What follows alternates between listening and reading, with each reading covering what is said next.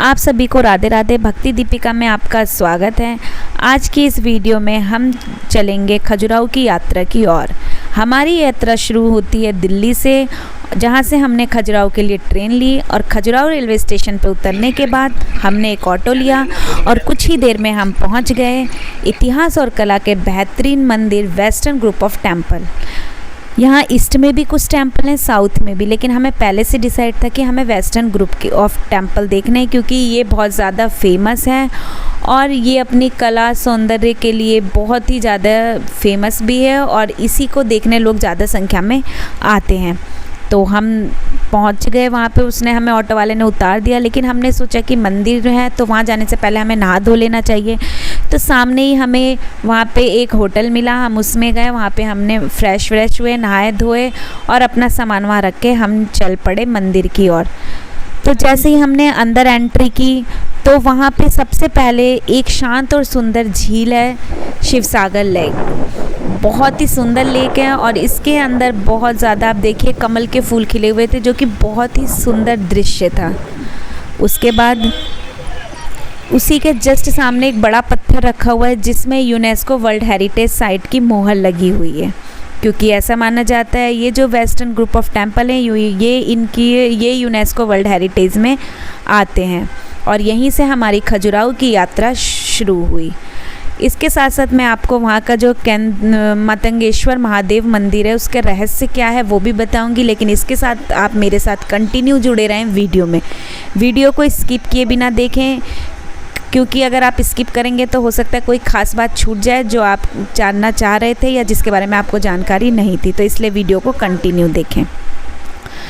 तो हमने UNESCO world heritage site देखने के बाद हम वहाँ पे रिक्शा का वेट कर रहे थे, क्योंकि मंदिर के लिए थोड़ा पैदल जाना पड़ता है और वहाँ पे आपको फैसिलिटी है, वहाँ वेस्टर्न ग्रुप टेम्पल के प्रवेश द्वार के लिए टिकट लेना पड़ता है। 40 रुपये की टिकट होती है, प्रति व्यक्ति 40 रुपये।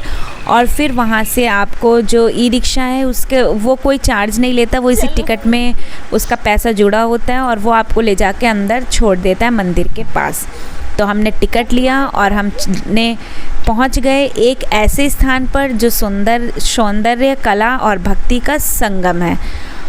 और अंदर घुसते ही आप सबसे पहले आपको छोटी सी एक दुकान है जहाँ पे आपको कोल्ड ड्रिंक, पानी, हर तरीके की फैसिलिटी है, खाना पीना, वॉशरूम और वाटर कूलर भी लगा हुआ है जिससे आपको पानी पीना है। जगह जगह पे वहाँ पे झरने चल रहे हैं, पाइप लगे हुए हैं, जैसे आपको गर्मी लगे तो लोग क्या कर रहे थे कि पाइप से अपने आप को पानी डाल रहे थे अपने ऊपर, जिससे कि थोड़ा ठंडा फील हो सके, क्योंकि वहाँ पे गर्मी बहुत थी। तो हम थोड़ा सा और आगे बढ़े तो सबसे पहले हम केंद्रीय महादेव मंदिर पहुँचे। ये यहाँ का सबसे बड़ा और भव्य मंदिर है। इसका मतलब बहुत ही, इसका जो शिखर है वो इतना ऊंचा लगता है, ऐसा लगता है कि आसमान को छू रहा हो अगर आप नीचे से ऊपर देखेंगे तो। और दीवारों पे 800 से ज़्यादा मूर्तिकला बनी हुई हैं और वो ऐसी मूर्तिकलाएं हैं जो आप देखिए जिसमें जीवन के हर रूप को दर्शाया गया है और जो हमारी रोज़मर्रा की ज़िंदगी से जुड़ी हुई भी है। ये भगवान को समर्पित मंदिर है, इसके अंदर शिवलिंग है और यह मंदिर में इस मंदिर में जाने के बाद आपको बहुत ही शांति महसूस होती है। और एक चीज़ मैं आपको बता दूं कि यहाँ पे लाइट नहीं है, यहाँ पे मंदिर के अंदर लाइट की कोई व्यवस्था नहीं है, लेकिन सूर्य की रोशनी से, क्योंकि चारों तरफ से खुला हुआ है, तो उसी रोशनी से वहाँ की मूर्तियों में एक अलग ही चमक दिखती है। और रोशनी ना होने के कारण, मतलब बिजली ना होने के कारण, ये मंदिर जो है शाम को 5 बजे तक ठंड में और गर्मी में 6 साढ़े 6 बजे तक खुला रहता है। उसके बाद ये बंद कर दिया जाता है, क्योंकि जो वहाँ पे बैठे हुए थे गार्ड, उन्होंने बताया कि जब यहाँ पे उजाला ही नहीं रहेगा तो लोग देखने भी नहीं आएंगे और शाम को यहाँ पे कुछ देखने के लायक होता भी नहीं, क्योंकि पूरा अंधेरा हो जाता है। यहाँ मंदिर में कोई पुजारी नहीं है, बस हर मंदिर के बाहर एक एक गार्ड बैठे हुए हैं जो आपको जानकारी भी देते हैं, सब कुछ दिखाते बताते भी हैं और वो वहाँ की सुरक्षा के लिए उनको बिठाया गया है। इसके बाद हम थोड़ी सी आगे गए तो हमने देखा जगदम्बिका मंदिर। यहाँ पे माँ का रूप, एक शक्ति का दर्शन है और आप देखेंगे मूर्ति में कुछ चीज़ें खंडित भी हैं, जैसे माँ की आँख खंडित है, हाथ खंडित है। ऐसा माना जाता है, वहाँ के गार्ड ने हमें बताया कि जो मुग़ल थे उन्होंने इन मूर्तियों को तोड़ने की कोशिश की थी, तो इसलिए यहाँ पे जो है पूजा नहीं होती, क्योंकि ऐसा तो आपको पता है अगर आप हिंदू धर्म से हैं कि खंडित मूर्ति की कहीं पे पूजा नहीं होती है। तो इसलिए यहाँ पे लोग बस देखने के लिए आते हैं कि क्योंकि एकमात्र ऐसा मंदिर है जहाँ पे ये खंडित मूर्तियाँ रखी गई हैं और ये इसीलिए रखी गई हैं कि लोग इसे देख सकें और इनके बारे में जानकारी ले सकें, क्योंकि ये हमारे इतिहास से जुड़ी हुई है। तो यहाँ पे जो माँ की प्रतिमा बहुत ही सुंदर और शांत लगती है। और देखिए कुछ पार्ट्स खंडित हैं, तो यही सब चीज़ें यहाँ पे देखने लायक है। कुछ लोग अपनी श्रद्धा है तो लोग यहाँ पे फूल भी चढ़ा रहे थे, और कुछ लोग ऐसे थे जो कि चप्पल पहन के अंदर जा रहे थे, जो कि हमें गलत लग रहा था, क्योंकि मंदिर तो मंदिर है, तो हम तो नंगे पाँव थे। लेकिन सभी की अपनी अपनी श्रद्धा भक्ति है। कुछ लोगों में इतनी श्रद्धा भक्ति कि उन्होंने फूल चढ़ा, और कुछ लोग ऐसे थे जो चप्पल पहन के ही अंदर जा रहे थे, क्योंकि उनका मानना था कि पूजा पाठ तो होती नहीं है, बस देखना है तो ऐसे ही चले जाओ। लेकिन ये गलत था। फिर उसके बाद हम थोड़ा आगे बढ़े तो हमें दिखा विश्वनाथ मंदिर, जहाँ पे एक बड़ा सा नंदी मंडपम बना हुआ है। विश्वनाथ मंदिर के अंदर शिव जी हैं, और शिव जी के सामने ही नंदी स्थापित हैं। ये आप देखिए, यहाँ पे बहुत शांत वातावरण था, तो हम कुछ देर यहीं पे बैठ गए थे, और ये देखने में भी बहुत अच्छा लग रहा था, क्योंकि मंदिर के अंदर शंकर भगवान और सामने नंदी, और बाहर नंदी मंडप जिसमें ये बड़े से नंदी बने हुए हैं, और इनके भी चारों तरफ बहुत ही सुंदर सुंदर आकृतियाँ बनी हुई हैं। उसके थोड़ी देर बैठने के बाद, थोड़ी देर बैठे, हमने पानी वानी पिया। उसके बाद हम थोड़ा आगे चले। इसी के बाजू में एक छोटा सा मंदिर, लेकिन बहुत ही सुंदर मंदिर, जो था प्रतापेश्वर मंदिर। इसका डिज़ाइन बहुत ही मॉडर्न लगता है, और ये वर्ल्ड हेरिटेज में भी शामिल है, और ये बहुत ही सुंदर लग रहा था। फिर थोड़ा और आगे चले हम, तो हमें मिल गया चित्रगुप्त मंदिर। ये मंदिर जो कि सूर्य देवता की मूर्ति है, और ये ऐसा माना जाता है सूर्य देवता को समर्पित है। इसमें जो सूर्य देवता हैं वो रथ पर सवार हैं, और मंदिर के बाहर बहुत सुंदर सुंदर कलाएं बनी हुई हैं। यहाँ के हर मंदिर बहुत ही सुंदर हैं, और सबके अपनी अपनी एक अलग पहचान है। इसके बाद इसमें भी सूर्य मंदिर, इसमें भी देखिए आप, जो मूर्ति बनी हुई है इसमें हाथ नहीं है, हर थोड़े थोड़े पार्ट खंडित है। और यहाँ की दीवार देखिए, दीवारों में भी कुछ मूर्ति ऐसी हैं जिनके लगता है कि पेट के हिस्से से ही कुछ निकाला गया है, जैसे पेट वाला हिस्सा ही कटा हुआ है। वो आप देखिए, मैं आपको दिखा रही हूँ। तो ये सब चीज़ें यहाँ पे देखने के लिए, तो अगर आप नहीं गए तो एक बार ज़रूर जाएं और देखें। फिर हम थोड़ी सी आगे पहुँचे, एक बहुत ही विशेष मंदिर, लक्ष्मण मंदिर। ये विष्णु जी को समर्पित है, और ये यहाँ का सबसे प्राचीन मंदिरों में से एक है। इस मंदिर का एंट्रेंस बहुत ही बढ़िया नक्काशी से बना था, और मंदिर के अंदर जो विष्णु भगवान थे वो चतुर्भुज रूप में विराजमान है। उसके बाद हम थोड़ा सा आगे गए, और एंड में हम पहुँचे मतंगेश्वर महादेव मंदिर। ये एक रहस्यमय मंदिर है, जो कि शायद आपको पता हो या ना भी पता हो।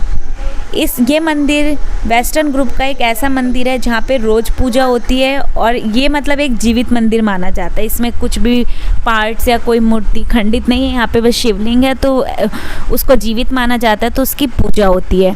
ये लगभग 8 फीट ऊंचा शिवलिंग है, और ऐसा कहा जाता है, जो यहाँ का रहस्य है वो ये है कि यहाँ पे ऐसा कहा जाता है कि हर साल शरद पूर्णिमा के दिन यह जो शिवलिंग है वो 1 इंच बढ़ता है। कोई जानता नहीं है कि कितना गहरा है, क्योंकि ये ऐसा माना जाता है कि जहाँ पे ये शिवलिंग है उससे नीचे की तरफ भी और ऊपर की तरफ है, क्योंकि ये हर साल 1 इंच बढ़ रहा है। कुछ लोगों को इस चीज़ पे डाउट था, तो उन लोगों ने, जो वहाँ के अधिकारी हैं और कुछ ऋषि वगैरह घूमने आते थे, तो उन्होंने इंची टेप से इसको नापा था, और नापने के बाद पता चला था कि हाँ, ये सच में हर साल इसका जो नाप है वो 1 इंच ज़्यादा ही आता है। तो यही रहस्य इसका आज तक बना हुआ है, और लोग इसे शिव का अद्भुत रूप मानते हैं, और यही देखने के लिए लोग वहाँ पे भारी संख्या में आते भी हैं। अगर आप गए हैं, आपका कैसा रहा एक्सपीरियंस, तो आप मुझे कमेंट करके बताएं। उसके बाद मंदिर देखते देखते थक गए थे, क्योंकि अब यहाँ पे हमारी यात्रा समाप्त हो गई थी। तो लेकिन यात्रा के बाद एक हमारे साथ इंटरेस्टिंग चीज़ थी, वो मैं आपको बताती हूँ। जब हम आगे गए तो एक लोकल होटल था, हमने सोचा चलो कुछ खा पी लेते हैं, थक गए। तो वहाँ का खाना तो इतना कोई ख़ास नहीं था, ठीक था, टेस्ट साधारण था। लेकिन वहाँ की जो एक बात थी जो बहुत ही अच्छी लगी, वो ये थी कि वहाँ पे पानी के पैसे नहीं लिए जाते। उन्होंने हमसे पूछा पानी ठंडा लेंगे गर्म, गर्मी बहुत थी तो हमने कहा ठंडा पानी लेंगे। लेकिन जब उन्होंने हमें बिल दिया तो हमने क्या देखा कि उन्होंने बिल में जो है पैसे नहीं जोड़े हुए थे पानी के। ये थोड़ा हमारे लिए अलग था, क्योंकि यहाँ तो क्या है, 15 की बोतल 20 में दे देंगे लेकिन फ्री में नहीं देंगे। तो ये चीज़ हमारे लिए थोड़ी अलग थी और हमें अच्छा भी लगा। फिर हमने जाके बल्कि पूछा भी कि अपने पैसे जोड़ना भूल गए क्या? तो उन्होंने कहा नहीं, हम पानी मुफ्त में देते हैं, पानी का कोई पैसा नहीं लेते। तो ये एक छोटी सी बात थी लेकिन दिल को छू गई। उसके बाद जब मंदिर के दर्शन हो गए तो हमने देखा कि अभी तो हमारे पास 6 घंटे बचे हुए हैं, क्योंकि हमारी ट्रेन आने में 6 घंटे बाकी थे। हम मंदिर जल्दी घूम लिए। तो हमने सोचा अब हम क्या करें। तो हम बैठ के बात कर रहे थे तो एक बगल में आंटी थी, वो हमारी बातें सुन रही थी। तो उन्होंने हमसे कहा अगर आप खजुराहो आए हो और आप बागेश्वर धाम नहीं गए तो कुछ नहीं देखा। उनकी बात सुन के हमें लगा सही कह रही हैं, हम आए हैं तो चलो हम बागेश्वर धाम चले ही जाते हैं, क्योंकि पता नहीं अब कब आना हो। तो फिर हम निकल पड़े बागेश्वर धाम की ओर। लेकिन बागेश्वर धाम का सफ़र और उसकी कहानी हम लाएंगे अगली वीडियो में। तब तक आप जुड़े रहिए मेरे साथ भक्ति दीपिका में। चैनल को लाइक करें, शेयर करें, और अगर चैनल को पहली बार आए हैं और वीडियो को पहली बार देख रहे हैं तो सब्सक्राइब ज़रूर करें। और अगर आप कभी भी खजुराहो गए हैं तो अपना अनुभव कमेंट में लिखना ना भूलें। ज़रूर बताएं, जिससे कि हमें पता चले कि आपके साथ वहाँ पे क्या हुआ, आपका एक्सपीरियंस कैसा रहा। तो ये अपने एक्सपीरियंस को कमेंट करके ज़रूर बताएं। और कुछ आप जानना चाहते हैं जो छूट गया हो, जो मैं ना बता पाई हूँ और आपको उस बारे में जानने की जिज्ञासा है, तो आप मुझे कमेंट करके बताइए, मैं आपको ज़रूर बताऊँगी। धन्यवाद।